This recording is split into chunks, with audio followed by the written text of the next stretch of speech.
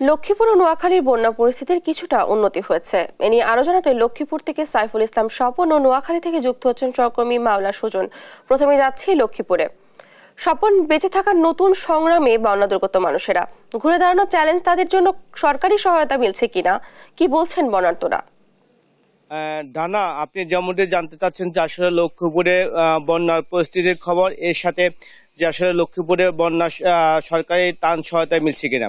আমি যদি আপনাকে বলি যে লক্ষ্মীপুরে যে গত 15 থেকে 20 দিনে যে টানা বর্ষণ এবং ফেনী এবং নোয়াখালী থেকে বানের পানি বেশি আসছে, লক্ষ্মীপুরে প্রায় 5টি উপজেলার সবগুলি ইউনিয়নে মানুষ পানিবন্দী হয়ে রয়েছে। লক্ষ্মীপুর জেলায় প্রায় 14 লাখ লোক পানিবন্দী রয়েছে। এই পানিবন্দী লোকে আশ্রয় বিভিন্ন প্রায় 70 থেকে 80 হাজার লোকজন তারা আশ্রয় কেন্দ্রে আশ্রয় নিয়েছে।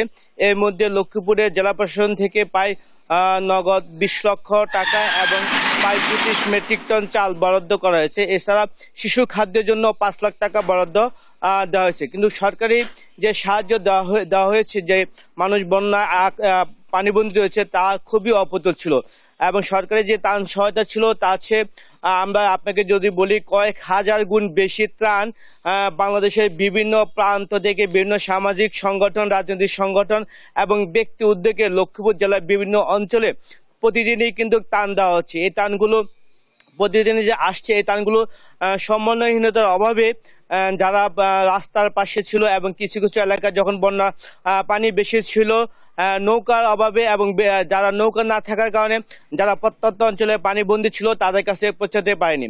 আমরা গতকালকে লক্ষ্মীপুর জেলা এবং রায়পুর উপজেলা বিভিন্ন এলাকায় পরিদর্শন করেছি। আমরা এই মুহূর্তে রয়েছি লক্ষ্মীপুর সদর উপজেলার দালালবাজার ইউনিয়নের কামানখোলা এলাকায়। আমরা এখানেও যারা ছিল তারা আমাদেরকে বলছেন যে আসলে এখানেও ত্রাণ সহায়তা তেমন তারা পায়নি। তো যেসব এলাকায় রাস্তার পাশাপাশি ছিল, ওইসব এলাকায় যারা দূর দূরান্ত থেকে আসছে তারা ট্রাক থামিয়ে তারা ত্রাণ বিতরণ করেছিল।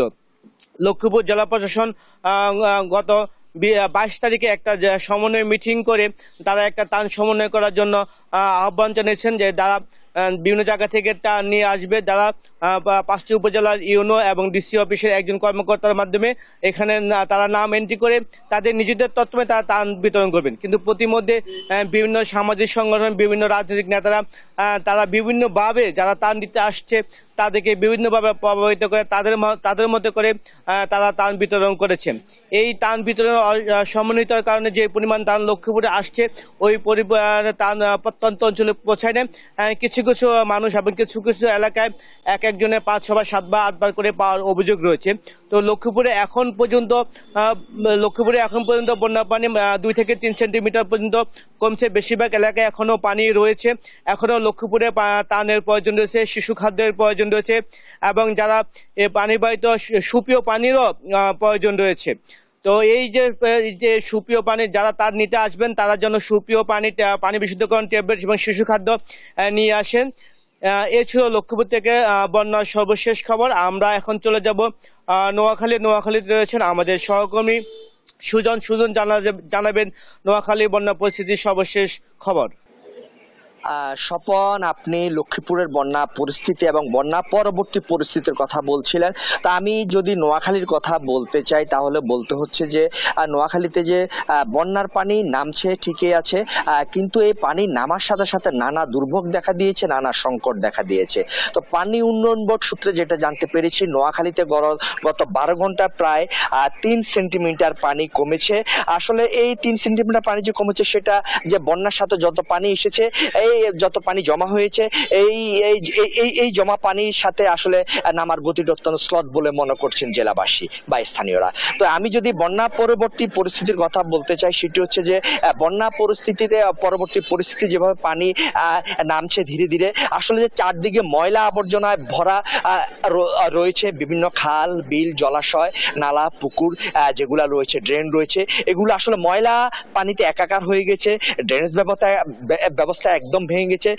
কোথাও কোথাও স্যানিটারি ব্যবস্থা একদম পানির নিচে তলিয়ে যাওয়ায় যে স্যানিটারি ময়লা আসলে এটা এখন পানিতে ভাসছে। তেমনি একটা এলাকায় আমি দাঁড়িয়ে রয়েছি, দেখতে পাচ্ছেন আপনি নিশ্চয়ই যে পানির সাথে যে ময়লা মিশে একাকার হয়ে গেছে। তো এই পানিতে আসলে চলাচলের কারণে স্থানীয়দের মাঝে এক ধরনের চর্মরোগ দেখা দিয়েছে।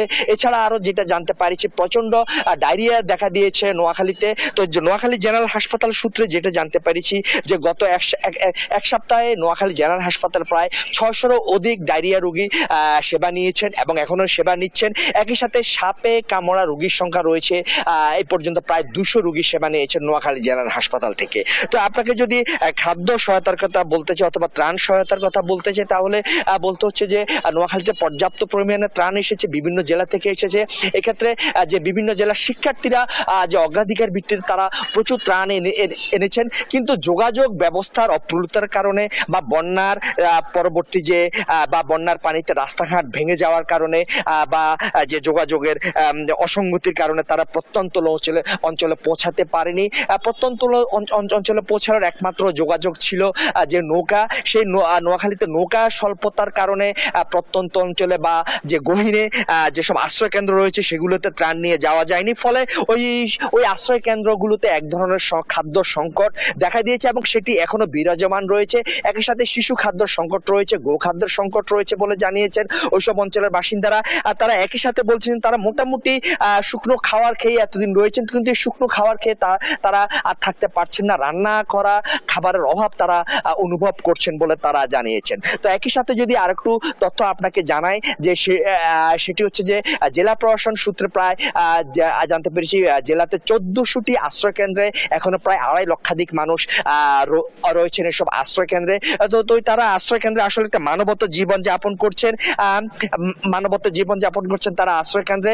তারা পানি নামার সাথে সাথে বাড়ি ফিরে যাবেন বলে আশা করছেন, কিন্তু পানি নামার গতি এত ধীর যে তারা বাড়িতে যেতে পারছেন না।